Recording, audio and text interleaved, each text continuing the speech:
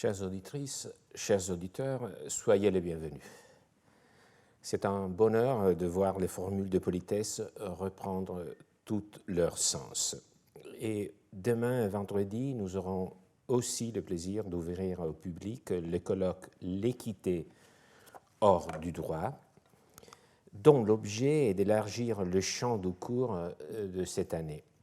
L'équité juridique s'est diffusée dans plusieurs disciplines modernes. Demain et vendredi, nous entendrons des spécialistes de santé publique, d'économie, de sociologie, de philosophie pour nous décrire quel est le rôle et la signification d'équité dans leur propre domaine, jusqu'à se demander si les algorithmes sont équitables.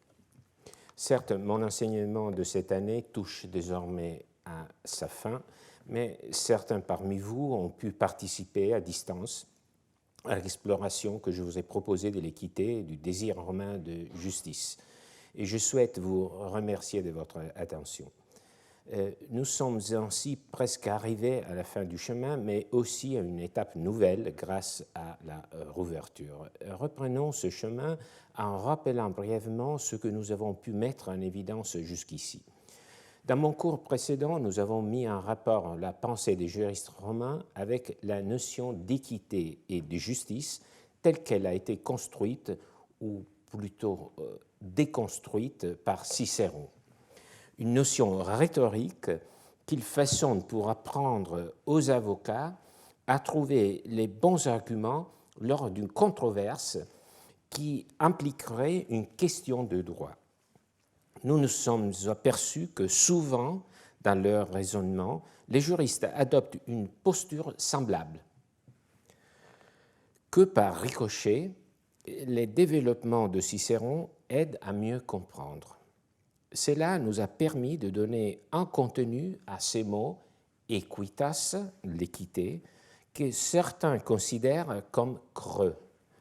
Mais, on le sait bien, souvent on risque de qualifier hâtivement de creux tous ceux dont on ne se force pas de voir ce qui se trouve réellement à l'intérieur. S'il y a une qualité essentielle de l'équité romaine que cette comparaison a mise au jour, c'est que l'équité ne prend du sens que si elle est insérée dans une vision du monde. Les juristes partagent avec les rhéteurs et les philosophes une véritable anthropologie politique qu'ils appellent le droit de nature, qui veut qu'il y ait à l'origine des relations entre les êtres humains un noyau inné et biologique. La société en tant que communauté d'intérêts, dit Cicéron, suivi par les juristes, naît avec la tendresse des pères pour leurs enfants, se développe dans les liens du mariage et de la progéniture, puis coule insensiblement au dehors, s'étend aux parents par le sang, aux parents par alliance, aux amis, aux relations de voisinage, grandit avec le titre citoyen, se répand sur les nations alliées et attachées à la nôtre, enfin est consommé par l'union de tout le genre humain. De cette fresque anthropologique découle l'équité, comprise comme droit à l'autodéfense et comme devoir d'assistance mutuelle entre proches, également l'interdit de nuire à autrui. Donc, du point de vue du raisonnement, nous avons en arrière-plan une anthropologie qui donne du sens au mot équité. Donc, il faut comprendre l'équité par rapport à cette vision du monde et de l'homme en société. Donc, le premier principe qu'en découle, c'est celui que je viens de nommer, de l'autodéfense, mais aussi l'interdit de nuire à autrui. Et c'est aussi dans ce cadre que se déploie l'instinct inné à la gratitude et à la vengeance, d'où vient notamment l'équité de la punition. C'est là aussi, jaillissant du besoin naturel de vérité, que n'est l'équité comprise comme respect des engagements. Cicéron lui-même distingue soigneusement ces trois lieux de la justice en tant que vertu qui décrivent aussi l'équité en tant que contenu. Donc, je le souligne à nouveau, nous avons affaire avec une vision intégrale de l'homme dans la société, de laquelle découle le contenu de l'équité, qui s'articule principalement dans ces trois principes que je viens de nommer. C'est bien sûr une vision idéale à laquelle, néanmoins, les juristes se rallient par l'entremise d'Ulpien. Ils en tirent même cette conséquence ultime. En droit naturel,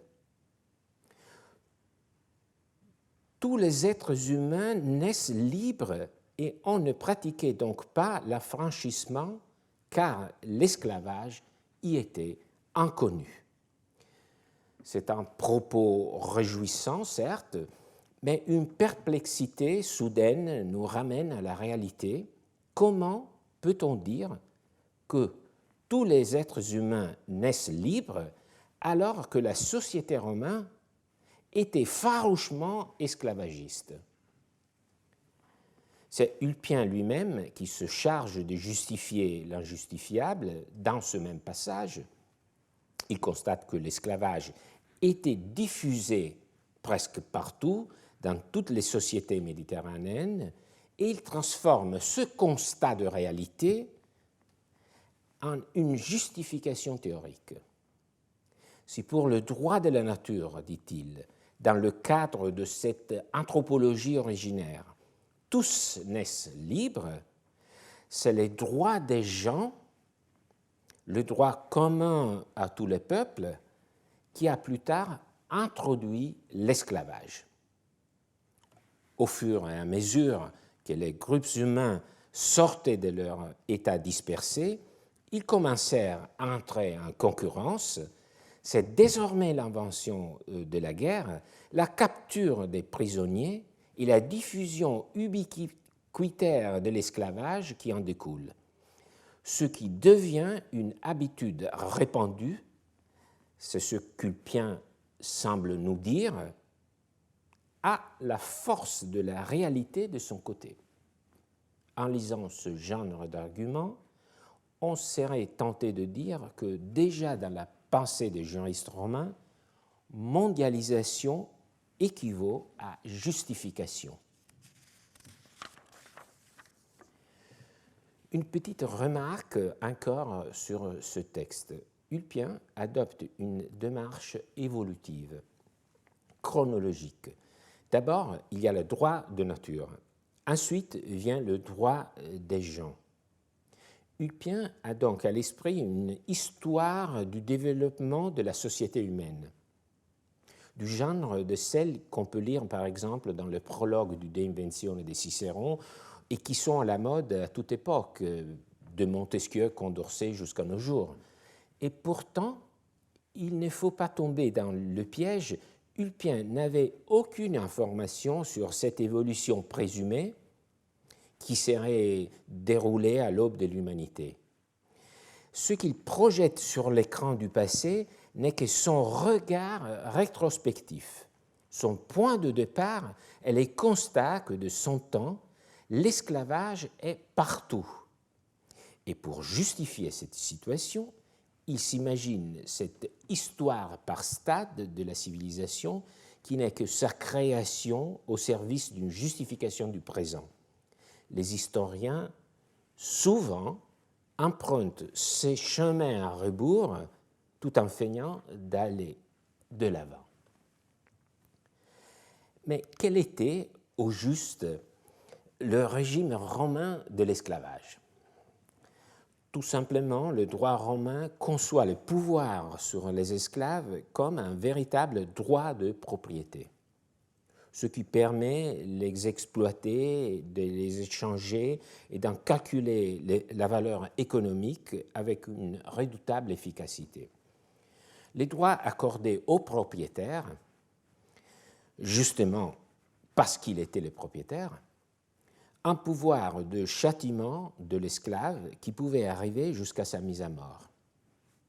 Mais la précision aseptique des catégories juridiques ne pouvait étouffer les côtés humains de la relation, apaiser les conflits brutals entre celui qui commande et celui qui obéit. C'est de l'équité à l'épreuve de la brutalité, de la justice qui cherche à s'effrayer un chemin à travers la douleur, dont il sera souvent question aujourd'hui. Ce n'est pas seulement par la brutalité que les relations prenaient forme.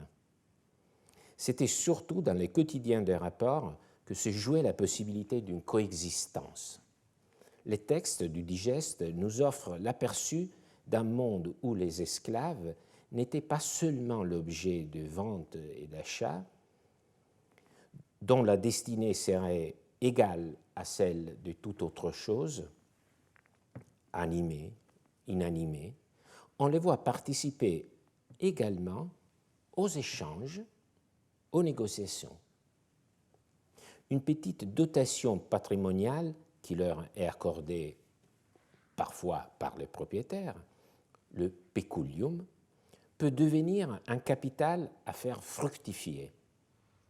Cela déclenche une dynamique, une possible ascension sociale. Les esclaves, une fois franchis, deviennent parfois très aisés, comme Trimation, emblème romanesque des nouveaux riches de toute époque. Et d'ailleurs, grâce à son affranchissement, on peut bien dire que Trimation était né à nouveau en tant qu'homme libre. Mais cet équilibre possible entre propriétaires et esclaves était instable, le dérapage toujours à l'affût. Car lorsque le droit permet tout aux propriétaires, où peut-on tracer la ligne entre châtiment et cruauté, entre fermeté et violence? Vers qui l'opprimé peut-il se tourner pour être protégé si l'oppression est a priori considérée comme légale? Parfois, faute de l'écran protecteur d'un tiers, le conflit éclate violemment. Voici un horrible événement qui aurait sa place ailleurs que dans une lettre. Pline le Jeune s'adresse ainsi à son ami Acilius pour le tenir au courant de la nouvelle à la une. La date de cette lettre est inconnue, sans doute autour de 100 après Jésus-Christ. La question est grave, souligne Pline, il ne s'agit pas que d'un scandale morbide à classer parmi les faits divers. Cet événement doit préoccuper tous les propriétaires d'esclaves, comme le sont Acilius et Pline lui-même, qui en possédaient au moins 500. 500 hommes à son service, en son pouvoir, mais lui-même à leur merci. On comprend tout de suite son inquiétude. Écoutons son récit. Lartius Macedo, un ancien prêteur, a été la victime de ses esclaves. C'était d'ailleurs un maître hautain et cruel qui se souvenait trop peu, ou plutôt trop, que son père avait été esclave. Oui, la victime Macedo est l'un des rarissimes sénateurs dont on sait qu'il était le fils d'un affranchi, donc d'un ancien esclave. Une ascension qui semble l'avoir enivré d'arrogance. Il était au bain dans sa villa de Formi, lavabatur in villa formiana. Soudain, ses esclaves l'entourent, l'un lui saute à la gorge, l'autre le frappe au visage, un autre lui donne des coups à la poitrine, au ventre et même, j'ai rougi de le dire, aux parties nobles. Le croyant inanimé, il le jette sur le pavement brûlant pour vérifier s'il vivait encore. Mais lui, réellement inconscient ou feignant de l'être, leur laissa croire qu'il était bien mort en restant étendu, sans bouger. Certains pourraient soutenir que, en raison du traitement de Macédo envers ses esclaves, la réaction était justifiée. Pline, cependant, indique clairement que la cruauté n'était pas une justification acceptable pour le meurtre. Pline invite presque son ami Acilius, le destinataire de sa lettre, à souffrir avec la victime. Recréer cette scène brutale est le moyen le plus efficace de faire saisir ce drame au lecteur et aussi de lui transmettre l'indignation de Pline. Alors seulement on l'emporte.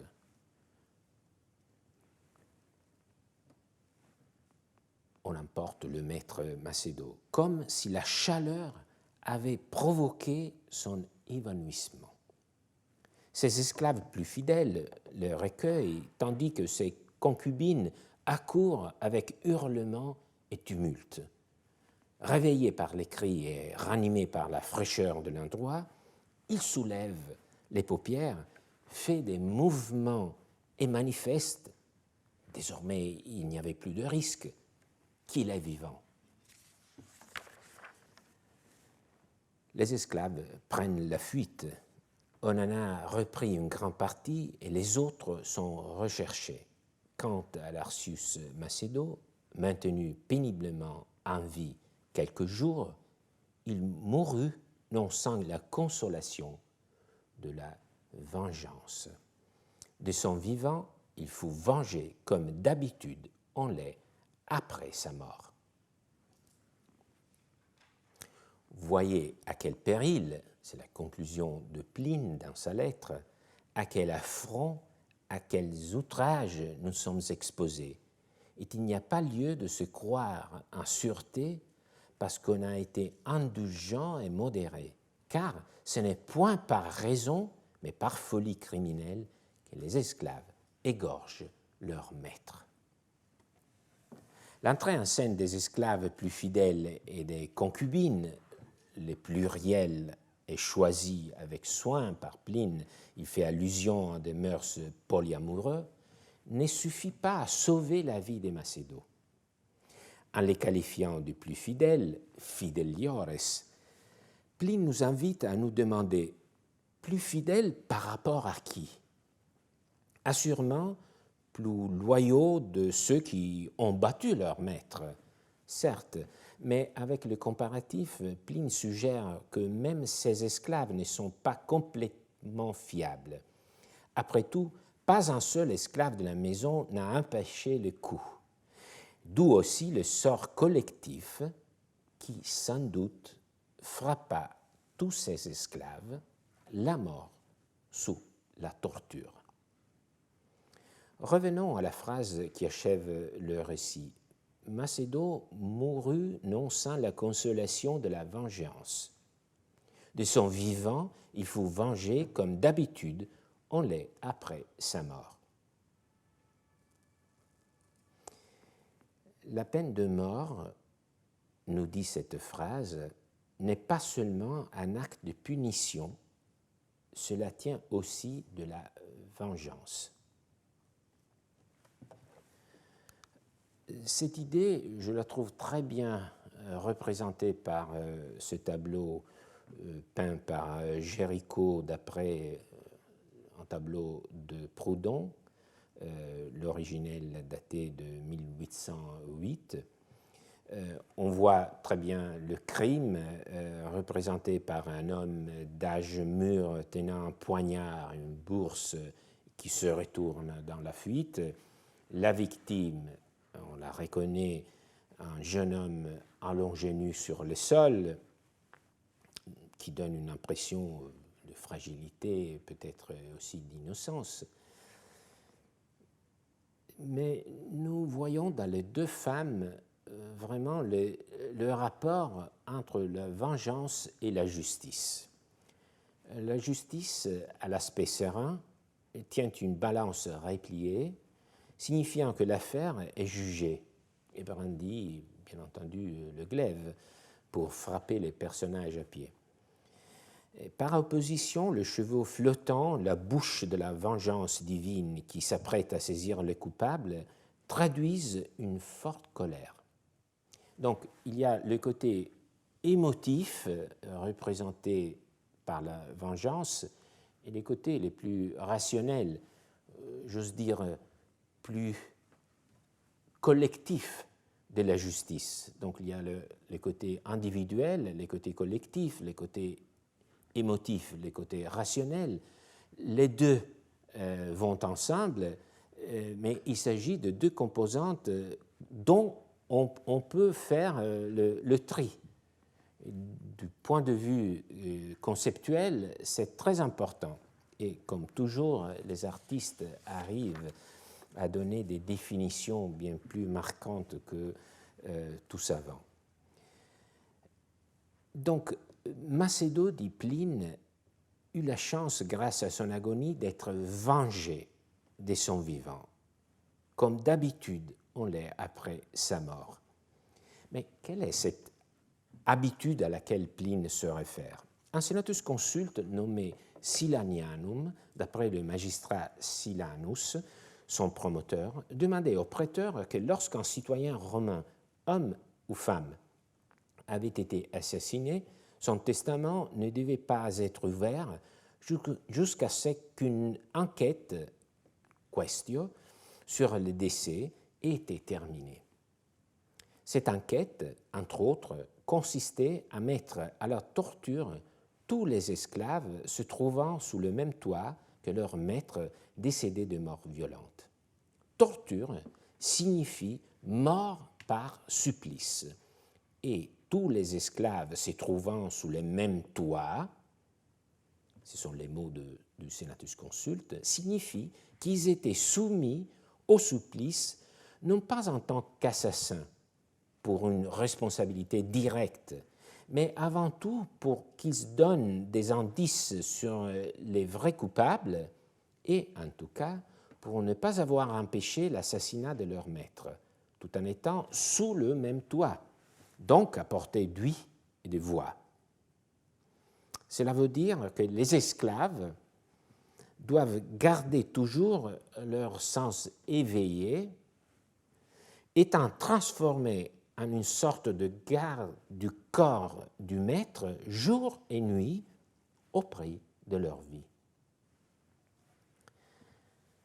C'est le cadre brossé par ce juriste Modestin dont nous lisons le texte. Lorsque le maître est victime d'une tentative d'homicide, ses esclaves doivent lui porter secours, soit avec des armes, soit de leurs mains, soit en jetant des cris, soit enfin en mettant leur corps entre le cou de leur maître. Celui qui, pouvant porter du secours, ne l'aura pas fait, sera justement condamné au dernier supplice. Ce n'est pas le moment pour faire une analyse littéraire de ce texte, bien différent par rapport à la lettre de Pline et au texte de Tacite que nous allons lire dans quelques instants. C'est un texte très précis, très bref, d'une brièveté exquise, parce qu'il y a tous les détails, il y a aussi une sorte de typologie de la défense qu'on demande aux esclaves, et il y a l'action et les conséquences. Donc c'est une prose très différente, mais dont la beauté n'est pas moindre par rapport à celle des textes plus développés. Pour revenir à la logique du Senatus Consulte silanien, ce lien à double fil qui enchaîne la vie de l'esclave à la sécurité du maître arrive au paradoxe dont Tulpien se fait le porte-parole. Si un maître s'est tué lui-même, le Senatus Consulte n'a plus lieu, c'est-à-dire le testament du défunt peut être ouvert sans délai. Néanmoins, sa mort doit être vengée, en sorte que ses esclaves seront punis s'il est tués en leur présence et ils avaient pu l'en empêcher. Mais s'ils ne le pouvaient pas, ils sont libérés de toute punition. C'est-à-dire que même en cas de suicide, les esclaves seront soumis à la torture et au supplice parce qu'ils n'ont pas empêché ce dernier acte de leur maître. Et celui qui prononce cette opinion, c'est une interprétation du Senatus Consulta silanien, donc ce n'était pas dit expressément dans le texte de cette norme. Ce juriste qui propose cette interprétation, c'est le même Ulpien qui avait déclaré, vous vous en souvenez, que tous les êtres humains naissent libres par nature. Donc vous voyez comment ce propos d'Ulpien peut être neutralisé dans un système juridique qui inclut effectivement cette solution qui semble aller vraiment dans le sens inverse. Revenons au texte. Sa mort doit être vengée, dit Ulpien, et encore une fois, il y a ce mot, la vengeance, qui consiste, qui représente un fil qui nous accompagne à travers ce texte. Donc il faut y voir quelque chose qui a vraiment un poids dans cette construction. Nous allons le découvrir. Cet appareil d'intimidation est assez dur pour provoquer des tensions, des doutes, y compris du côté des citoyens libres. Il nous en est parvenu un témoignage extraordinaire sous la forme d'un débat du Sénat romain rapporté par Tacite qui s'est déroulé en 61 après Jésus-Christ.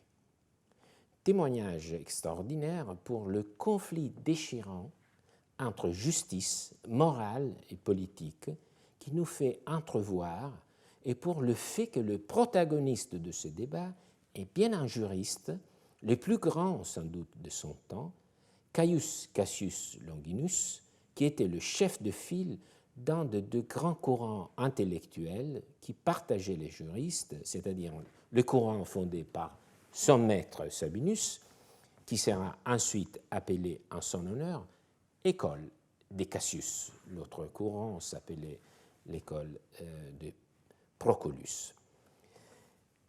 Quelques mots sur ce personnage, sur Caius Cassius Longinus. Il était en quelque sorte la synthèse parfaite de sa double histoire familiale, du côté paternel et du côté maternel. La rétracée nous montre ce qu'est une société aristocratique. Observons-le du côté paternel. Son nom gentilis, Cassius, ne ment pas. Il descendait de Cassius, l'un des assassins de Jules César. Notre personnage aussi, dans son activité politique, fut impliqué dans une tentative d'assassinat de Néron qui lui coûta l'exil. Donc, un esprit républicain intransigeant. Si nous observons Cassius maintenant du côté maternel, c'est plutôt l'héritage intellectuel qui se dessine. Sa mère était la fille d'un grand juriste de l'époque d'Auguste, Quintus Aelius Tuberon, au caractère lui aussi stoïquement intransigeant. Sa grand-mère, Sulpicia, était en revanche une poétesse, donc une intellectuelle, elle-même fille d'un autre juriste, Servius Sulpicius Rufus, celui que Cicéron considère comme le meilleur de son temps. Cassius est le produit d'élite de cette double filiation, la politique et le savoir, lui revient comme un patrimoine familial. Mais il faut aussi garder à l'esprit qu'il a épousé Iunia Lepida, descendante de la même famille de Caius Iulius Silanus, c'est-à-dire le promoteur du Senatus Consulte silanien.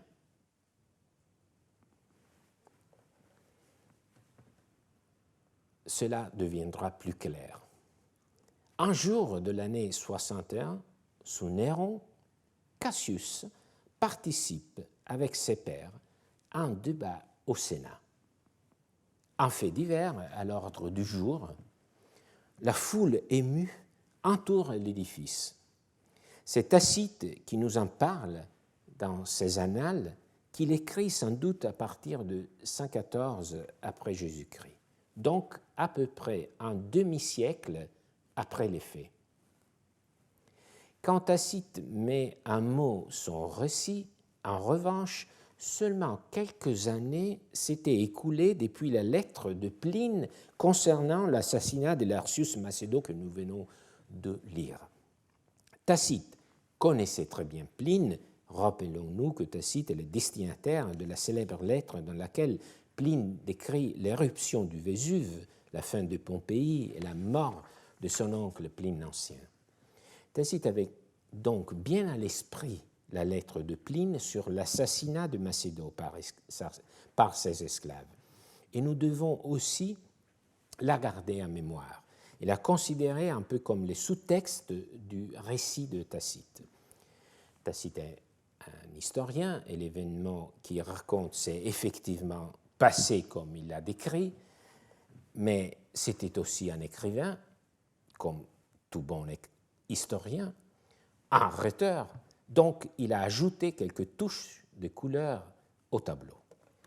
Voilà les faits. L'affaire à l'ordre du jour du Sénat en 61, comme Tacite les résume, les introduit. Le préfet de la ville de Rome, Pedanius Secundus, fut tué par un de ses esclaves, soit qu'il eût refusé de la franchir après avoir convenu du prix de sa liberté, soit que l'esclave, jaloux de ses droits sur un amant qu'ils avaient en commun, ne put souffrir d'avoir son maître pour rival. Quoi qu'il en soit, comme d'après un ancien usage, on devait mener au supplice tous les esclaves qui avaient demeuré sous le même toit, la plèbe s'ameuta pour la défense de tant d'innocents, allant jusqu'à la sédition. Dans le Sénat même, un parti répugné à cette excessive sévérité, tandis que la plupart ne voulaient aucun changement. Parmi ces derniers, Caius Cassius, quand son tour de parler fut venu, prononça ce discours. Arrêtons-nous un instant avant de l'écouter. Le début ne pourrait être plus tacitin, bref et très informatif. La victime est le préfet de la ville, chargé du maintien de l'ordre, donc le chef de la police. L'effroi est compréhensible. En outre, des rumeurs circulent que l'assassinat aurait des mobiles qui jettent une lumière sordide sur la victime et qui pourrait presque arriver à justifier l'acte de l'esclave. L'esclave avait promis et même donné de l'argent au maître pour être affranchi, et son maître n'aurait pas tenu son engagement, gardant l'argent sans le libérer. Ou bien, tous deux auraient été rivaux en amour, et leur amant aurait été lui aussi un esclave, que l'assassin considérait en quelque sorte à lui. Mais c'est la conséquence de ce meurtre qui fait virer l'affaire à la catastrophe. En raison du dispositif du Senatus Consulte silanien, tous les esclaves qui vivaient sous le même toit que la victime doivent être torturés à mort. Or, ils sont 400. La foule est secouée, émue. Ce serait un carnage. Les couches sociales de Rome se dessinent, les esclaves en arrière-plan, sans voix, en proie à la terreur, les sénateurs qui gouvernent, dont la voix en revanche arrive jusqu'à nous, grâce à Tacite, l'un des leurs, entre les deux, une foule urbaine indistincte, d'hommes libres sans doute, mais auxquels peut-être se mêlent quelques esclaves aussi. Sous les yeux attentifs de l'opinion publique, les magistrats demandent aux sénateurs leurs avis. Faut-il procéder, appliquer le senatus consulte, torturer à mort 400 êtres humains? Après quelques interventions, quand les convictions du départ semblent déjà un peu s'enfléchir et virer à la compassion, vient le tour de parole de Cassius. Tout se tourne vers lui pour l'écouter. Souvent, père conscrite, j'ai vu soumettre à vos délibérations des demandes qui allaient contredire par des règlements nouveaux les principes et les lois de nos pères. Et je ne les ai pas combattus. Non que je doutasse qu'en toute chose la prévoyance des anciens n'eût été mieux inspirée que la nôtre, et que ce que l'on modifierait ne serait un changement pour le pire. Mais je craignais que trop d'attachement aux coutumes antiques ne fût attribué au désir d'exalter la science que je cultive. De plus, je ne voulais pas affaiblir par une opposition trop fréquente l'autorité que je peux avoir afin de la trouver entière au moment où la République aurait besoin de mes conseils. Nous ne savons pas si ce sont les mots exacts par lesquels Cassius a commencé son discours ou si Tacite y a ajouté son art. En tout cas, c'est le début parfait.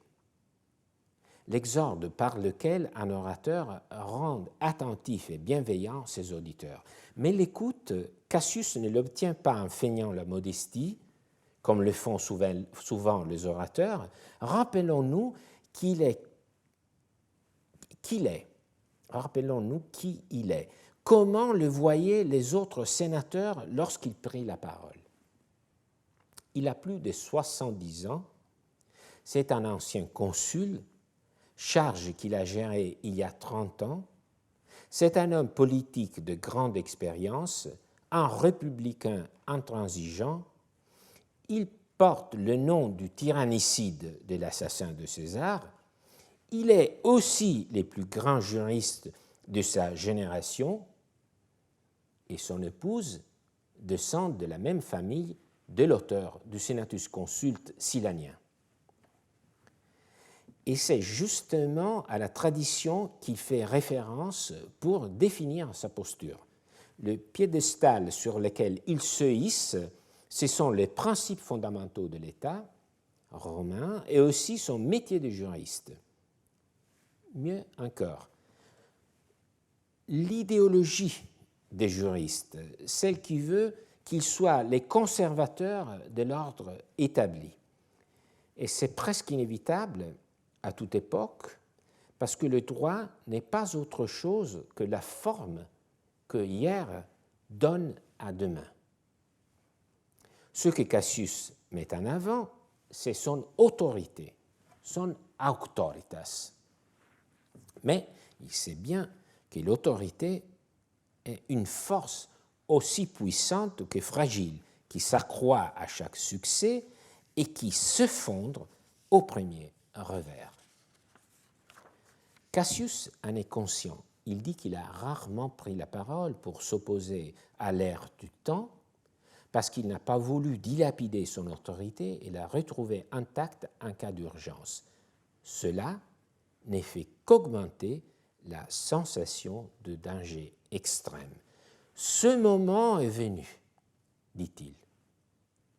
Aujourd'hui, qu'un consulaire est assassiné dans ses foyers par la trahison d'un esclave, trahison qu'aucun des autres n'a ni empêché ni dénoncé, quoique aucune attaque n'eût encore ébranlé les senatus consultes qui le menaçaient tous du dernier supplice. c'est de la part de Cassius le récit sobre des faits, la partie du discours que la rhétorique qualifie techniquement de narratio, narration, récit. Et oui, car même s'il semble improvisé, impromptu, le discours de Cassius suit toutes les règles de la rhétorique, exorde, narration, et maintenant vient le thème sur lequel décider, décréter maintenant l'impunité. Un propos qui est à la fois le point à l'ordre du jour et un cri de défi. C'est de cela qu'il s'agit. Pour Cassius, ne pas appliquer les senatus consultes serait décréter l'impunité. Ce que les autres considèrent comme de la clémence reviendrait à écarter l'application d'une norme en vigueur. Il en montre toutes les conséquences dévastatrices, selon lui. Qui de nous sera protégé par sa dignité alors que celle-ci n'a servi à rien pour le préfet de la ville? Qui trouvera la sécurité en de nombreux esclaves lorsque 400 n'ont pas sauvé Pédanius? Voilà le chiffre obscène, 400. Mais vous voyez ce grand nombre qui était celui qui avait secoué la foule, est utilisé par Cassius comme contre-argument. C'est un facteur aggravant à ses yeux qui montre justement le danger constitué par les esclaves. À qui porteront secours des esclaves qui, même par crainte, ne détournent pas de nous le danger? Celui-ci est un argument à double tranchant, pour tout dire, parce que Cassius semble admettre que la norme était en vigueur, mais elle n'a pas réussi non plus à empêcher l'assassinat de Pedanius Secundus. Mais de fait, Cassius remarque l'affaiblissement plus grave qui serait engendré dans le futur par le fait de ne pas appliquer les normes, par le fait de montrer que même celles qui sont en vigueur ne seront pas vraiment exécutées jusqu'à leur terme. Donc, il souligne la valeur de la certitude du droit. Cassius poursuit, son indignation grandit et se transforme en sarcasme. Dira-t-on ce que plusieurs n'ont pas rougi de feindre, que le meurtrier avait des injures à venger? Apparemment, il avait hérité de son père l'argent de sa rançon, ou l'esclave qu'on lui enlevait était un bien de ses aïeux. Faisons plus, allons jusqu'à déclarer officiellement que ce maître a été assassiné à bon droit. Ici, Cassius se moque des bruits et de ceux qui les avaient relayés, presque comme une justification du meurtre. Il joue un grand juriste comme devant des élèves, rappelant le régime juridique de l'esclavage, comme si les sénateurs l'avaient oublié. Un esclave est propriété de son maître, donc nul contrat ne peut s'établir en droit entre lui et son maître. Un esclave n'a pas d'argent à lui, l'amant ne pouvait pas lui appartenir, un esclave ne reçoit pas d'héritage, bien plus. En tant qu'esclave, il n'a même pas de parents en droit dont il pourrait être l'héritier. Il est un homme sans parents, un être seulement juridique. Vous voyez, c'est l'effacement complet de la condition de droit de nature, celle qui dit que tout être humain n'est libre, celle qui veut le respect des engagements, et que personne ne peut s'enrichir aux dépens de l'autre, comme son maître l'aurait en revanche fait ici. Cassius efface les droits naturels. Ce qu'il voit n'est autre chose que le droit en vigueur. Il empoigne les catégories juridiques comme un poignard Et il sait que les sénateurs y seront sensibles, car c'est le régime qui leur permet de fonder leur emprise sur la main-d'œuvre des esclaves. Et il ne vous aura pas échappé que Cassius démonte ainsi toute prétention de vengeance de la part de l'esclave. Un esclave ne peut pas subir des injures à venger. À ce point, Cassius change l'objet de son discours. La question de décréter ou non l'impunité est mise de côté. Il demande en revanche aux sénateurs de discuter l'affaire comme si les senatus consultes silaniens n'avaient jamais été votés et comme s'ils venaient pour la première fois en discussion aujourd'hui, ce que nous pouvons nous aussi faire.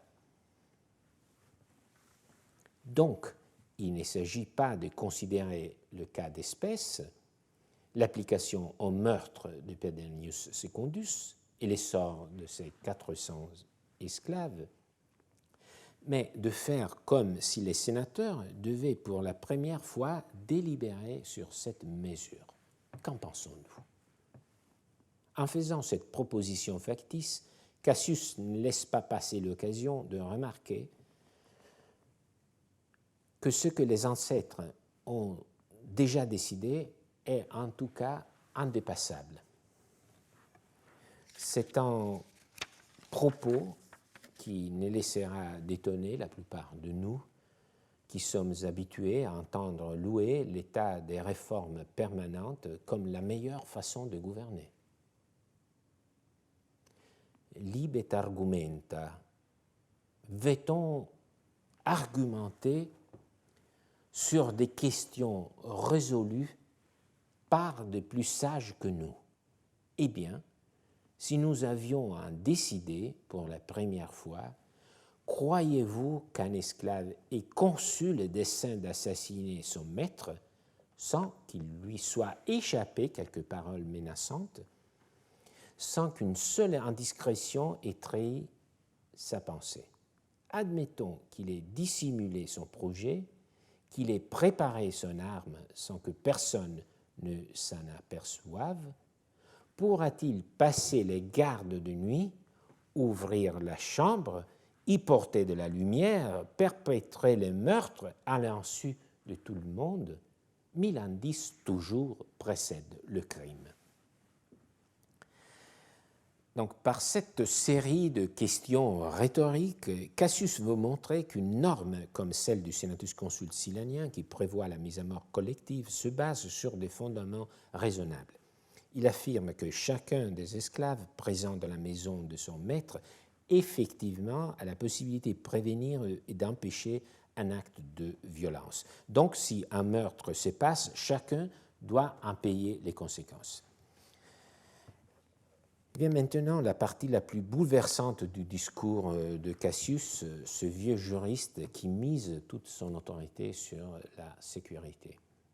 Si nos esclaves le révèlent, nous pourrons vivre seuls au milieu d'un grand nombre, sûrs de notre vie parmi des gens inquiets pour la leur, enfin entourés d'assassins. Si nous devons périr, ce ne sera pas sans vengeance. Cet argument se laisse décomposer en deux mouvements.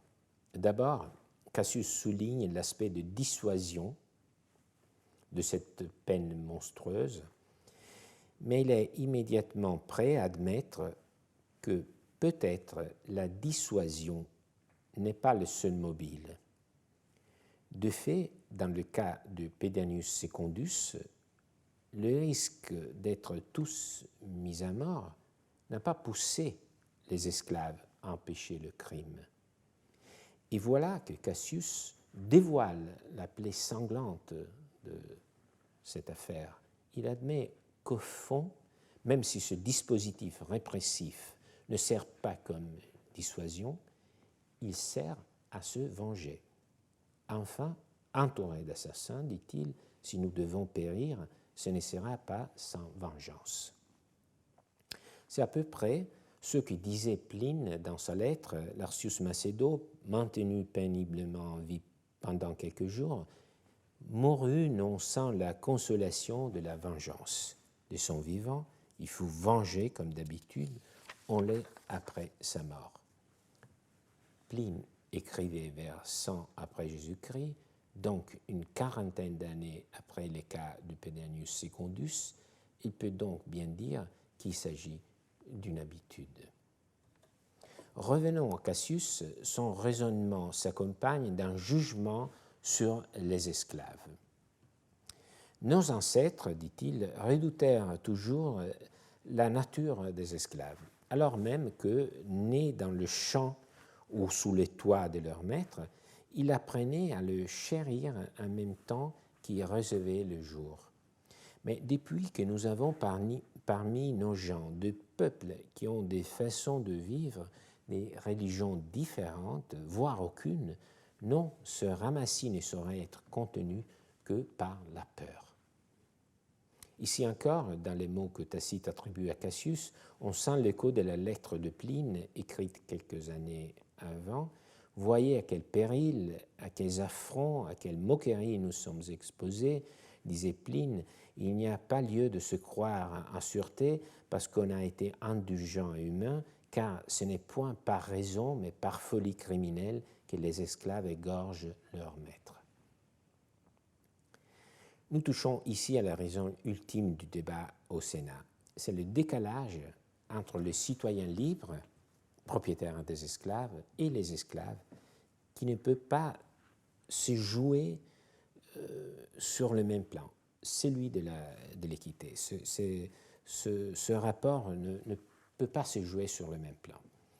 D'où la conclusion inévitable de Cassius. Mais, dira-t-on, des innocents vont périr. Oui, il admet. Et aussi, dans une armée qui a connu la déroute, lorsqu'un soldat sur 10 meurt sur le bâton, le sort ne peut-il pas condamner même un brave à expirer? Tout grand châtiment a quelque chose d'inéquitable à l'égard des individus, mais compensé par l'utilité générale. Cassius fait ici allusion à la pratique abominable de la décimation adoptée dans l'armée, par exemple lorsqu'une unité n'a pas suivi des ordres jugés trop risqués. Un soldat sur 10 est tué pour intimider les autres et maintenir en même temps en vie les effectifs nécessaires à la prochaine bataille. C'est un argument qu'on entend parfois également de nos jours dans différents pays quand certaines forces politiques demandent de rouvrir les activités économiques au risque de quelques contagions en plus. Un grand juriste, Cassius, a bien vu que la mort d'un seul innocent, d'un esclave qui n'a pas participé au meurtre, n'y a eu aucune possibilité de l'empêcher, est inique. Inique, oui, car l'équité, l'equitas, veut qu'on punisse seulement ceux qui ont commis une faute. C'est l'équilibre entre la faute et la peine. Mais Cassius justifie l'iniquité par l'utilité. Le bien commun, dit-il, mérite que l'on sacrifie un peu l'équité. Le bien commun, l'utilité commune. Il y a une observation à faire. Au cœur de ces conflits, il n'y a pas seulement la vie des esclaves, mais aussi les intérêts économiques des héritiers ou légataires. Si tous les esclaves sont mis à mort, les héritiers, les légataires, perdront des biens de valeur. Ils ne recevront pas les esclaves en succession. C'est aussi au prix du sacrifice patrimonial des successeurs, au prix de l'iniquité qui les touche aussi, que l'intimidation collective sera renforcée. On voit ici qu'effectivement Cassius, quand il évoque l'utilité commune, songe à l'ensemble de la société, mais il ne s'agit pas de la société irénique dessinée par Cicéron que nous avons évoquée au début de cette séance, qui arrive à inclure l'humanité tout entière. Il s'agit d'une société organisée bien plus réduite, donc une partie des êtres humains a été exclue. Aux droits de nature succèdent les droits des gens, avec l'esclavage, et ensuite le droit de la cité avec les senatus consultes silaniens. Tout grand châtiment a quelque chose d'inéquitable à l'égard des individus, mais compensé par l'utilité générale. Ces mots prononcés, Cassius se tait.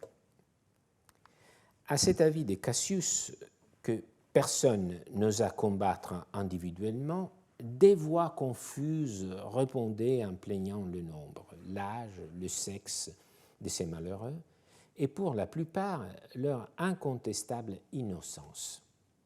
Le parti qui voulait le supplice prévaut cependant. Mais la multitude attroupée, et qui s'armait déjà des pierres et des torches, en empêchait l'exécution. Le prince Néron réprimanda le peuple par un édit et fit disposer des troupes tout le long du chemin par où les condamnés furent conduits à mort. C'est un tableau effroyant. La fin du débat ne pourrait être autre. Cassius l'emporte. Il a fait vibrer tous les cordes sensibles des sénateurs qui ont compris que la tenaille juridique leur assurait le contrôle sur la masse des esclaves. Et la façon dont Tacite décrit les réactions des autres est éclairante. Ce ne sont que des bribes de discours, l'évocation d'une miséricorde forcément décousue, brisée par la logique implacable des raisons exposées par Cassius. Avant de refermer cette page et de conclure notre séance, je souhaite me pencher brièvement sur notre temps, sollicité par le 40e anniversaire de l'abolition de la peine de mort en France en septembre 1981.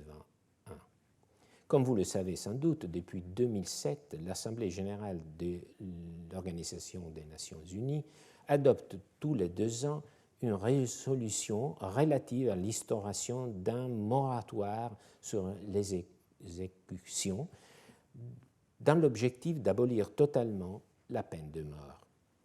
Cette résolution, qui n'est donc pas contraignante, mais qui exprime une orientation, reçoit des adhésions croissantes, bien que lentement.